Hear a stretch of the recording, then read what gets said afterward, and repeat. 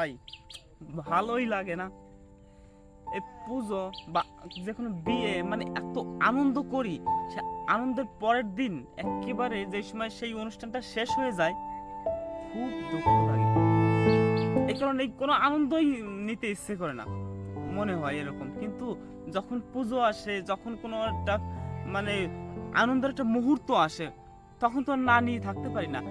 এখন এই আনন্দের মুহূর্তটার পরে যে দুঃখটা আসে, এই দুঃখটা কিন্তু সবাইকেই আমি মনে হয় সবাইকেই কষ্ট দেয়।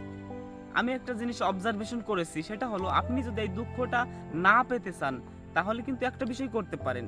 আমি যেটা ফিল করছি এখন, সেটা হলো আপনি যে কাজটা করেন সে কাজটা অবশ্যই ভালোবাসবেন, এবং আনন্দের যে পরের দিন যে আপনাকে একা হয়ে যেতে হবে, সেই একা হওয়ার আগেই আপনি সেই কাজে ইনভলভ হয়ে যাবেন, যাতে আপনার না মনে হয় যে আমি একা আছি।